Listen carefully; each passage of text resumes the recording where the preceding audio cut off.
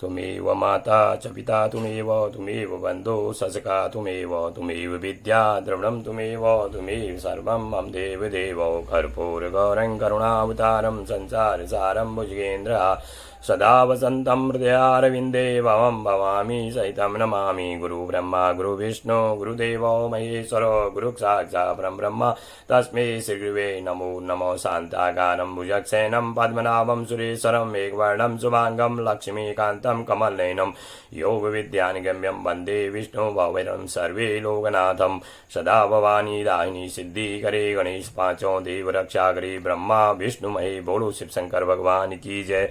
बोलो श्री कृष्ण भगवान की जय। आप सभी लोगों को मेरे YouTube चैनल पंडित प्रकाश पंत में आपका बहुत बहुत स्वागत। आइए आज हम एकादशी के बारे में जानते हैं। आषाढ़ मास के शुक्ल पक्ष की एकादशी को देवशयनी या हरशयनी एकादशी के नाम से जाना जाता है।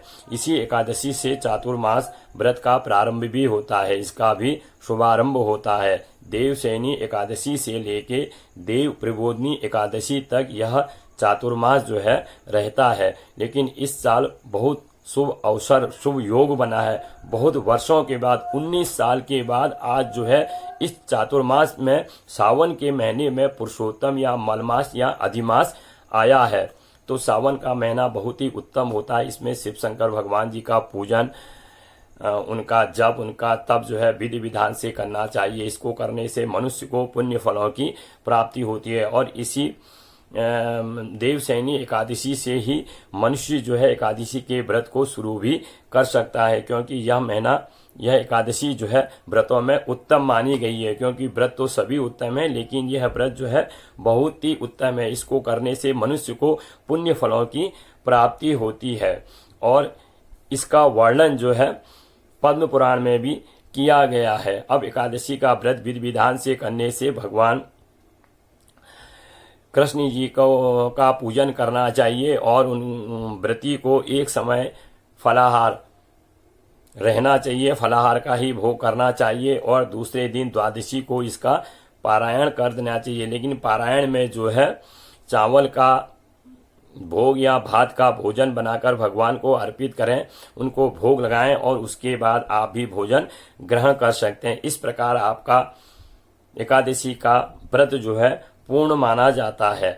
अब इसी एकादशी को जो है तुलसी भी लगाई जाती है, इसलिए इसको तुलसी एकादशी के नाम से भी जाना जाता है।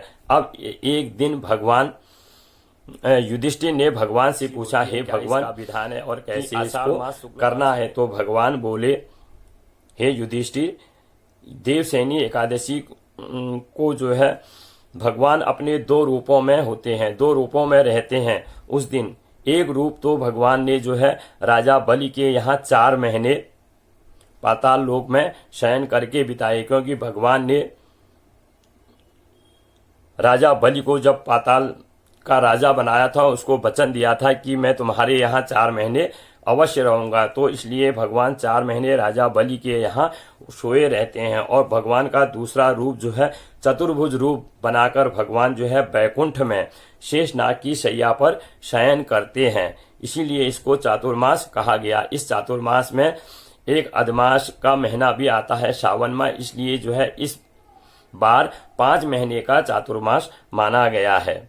इसलिए इस एकादशी को जो है हम शयनी एकादशी भी कहते हैं, क्योंकि भगवान इसमें शयन करते हैं और इसे देवशयनी, पद्मनाभ, महा एकादशी और धौली एकादशी भी कहा जाता है। अब देवशयनी एकादशी का व्रत का क्या लाभ है और क्या इसका पुण्य फल है?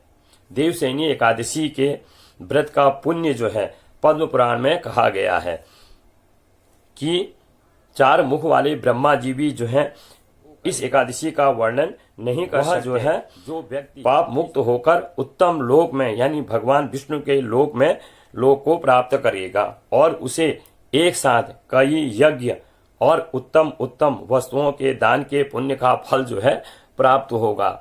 और इस चातुर्मास में कोई भी शुभ कार्य, विवाह कार्य या यज्ञोपवीत संस्कार कार्य, शुभ कार्य नहीं किए जाते हैं, बाकी अनुष्ठान वगैरह कर सकते हैं। भगवान विष्णु कहते हैं कि जो व्यक्ति जो है देवशयनी एकादशी का व्रत करता है वह मुझे अति प्रिय है। अब देवशयनी या चातुर्मास व्रत के नियम, इसके कुछ नियम भी होते हैं। देवशयनी के दिन जो है भगवान विष्णु पाताल में 4 महीने के लिए सोने के लिए चले जाते हैं। 4 महीने जो है सोते हैं। इसलिए यह देवशयनी से लेकर देव प्रबोधिनी एकादशी तक मनुष्य को जो है इन 4 महीनों में पलंग पर नहीं सोना चाहिए, अपना बिछौना जमीन में बिछाना चाहिए। इस समय जो व्यक्ति भूमि पर शयन करता है और पलाश के पत्तों में भोजन ग्रहण करता है और नियमित रूप से दीपदान करता है और ब्रह्मचर्य व्रत का पालन करता है, वह व्यक्ति जो है सभी पापों से मुक्त होकर वैकुंठ धाम या भगवान के धाम में विराजित हो जाता है। चौमासे में 4 महीने में मनुष्य को जो है 4 चीजों का त्याग करना चाहिए। वार में सावन में साग और कार्तिक के महीने में दाल का त्याग करना चाहिए। ऐसा करने से मनुष्य को जो है अति उत्तम पुण्य फलों की प्राप्ति होती है और वह भगवान विष्णु के धाम को प्राप्त होता है। देवशयनी एकादशी की कथा राजा मांधाता की है।